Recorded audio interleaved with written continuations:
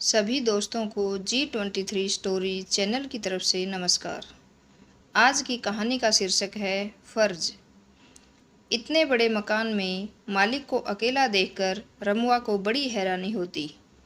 5 कमरे वाले इतने बड़े मकान में क्या मालिक का अकेले मन लग जाता है? रमुआ कई बार सोचता और उसका दिल करता कि वह दादाजी से इस बारे में पूछे, उनसे इधर उधर की बात करे, पर उसकी हिम्मत ही नहीं पड़ती। दादाजी के गंभीर चेहरे और हाथ में छड़ी को देखकर वह हमेशा डरा डरा सा ही रहता। उसे कमरों के अंदर जाना तो दूर, झांकने तक की इजाज़त नहीं थी। वह घर की किसी भी चीज़ को छू तक नहीं सकता था। घर के आसपास एवं बगीचे की साफ सफाई करना, बस यही उसका काम था। एक बार गलती से उसने वॉश बेसिन के चमचमाते हुए नल को छू लिया। दादाजी ने उसे ऐसा करते हुए देख लिया। बस फिर क्या था, दादाजी पहले तो उस पर बहुत गुस्सा हुए, फिर उन्होंने धूप एवं गंगाजल से उसे शुद्ध किया।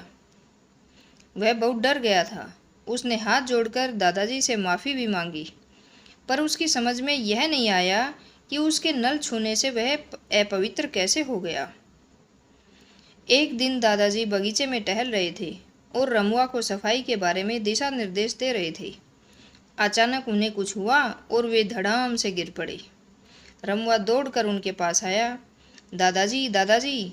लेकिन दादाजी तो पसीने से तरबतर हो गए थे।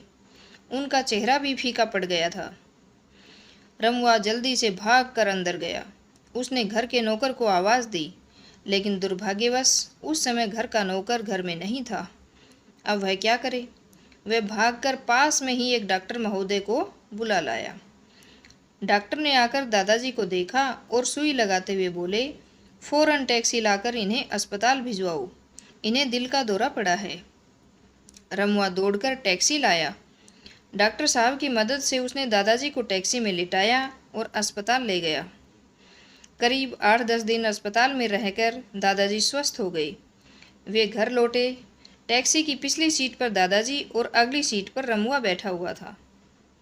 रास्ते में दादाजी ने रमुआ से पूछा, रमुआ, तुम्हारे माता पिता कहाँ रहते हैं? रमुआ ने पीछे मुड़कर दादाजी की तरफ देखते हुए कहा, मालिक, मेरे पिताजी 2 साल पहले ही गुजर गए थे।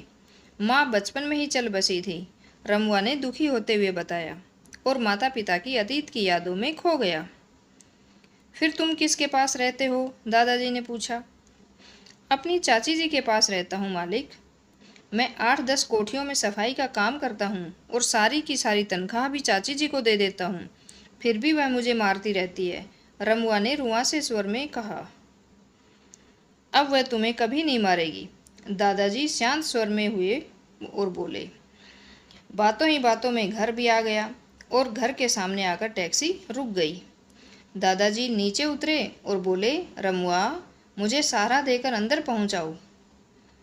मैं आपको छू सकता हूँ? रमुआ ने डरते डरते पूछा। अरे पागल, मुझे डॉक्टर साहब ने उस दिन का सारा किस्सा बता दिया। अगर तुम तुरंत डॉक्टर साहब को न बुलाते और वह मुझे सुई नहीं लगाते तो क्या आज मैं जीवित होता? तुमने मुझे नई जिंदगी दी है रमुआ। दादाजी ने रूंधे गले से रमुआ के कंधे पर हाथ रखते हुए कहा।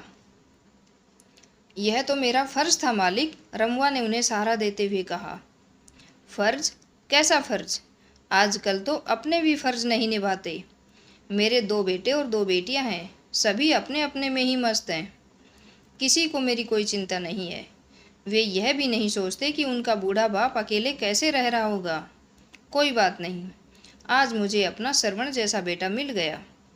दादाजी की आंखों में खुशी की चमक थी। वह कौन है मालिक? रमुआ ने आश्चर्य से पूछा। आज से तू ही मेरा श्रवण है और हमेशा मेरे ही पास रहेगा। आज से तू मुझे मालिक नहीं, दादाजी कहेगा, दादाजी, समझा रे? दादाजी ने कांपते हुए हाथों से रमुआ के हाथ को पकड़कर सीने से लगाते हुए कहा। यह सुनकर रमुआ खुशी के मारे झूम उठा। खुशी के मारे पल भर में ही दोनों की आंखें भर आई। दोनों एक दूसरे को बाहों में समेटे हुए ऐसे सहला रहे थे मानो दुनिया की सारी खुशियां उन्हें मिल गई हों। धन्यवाद।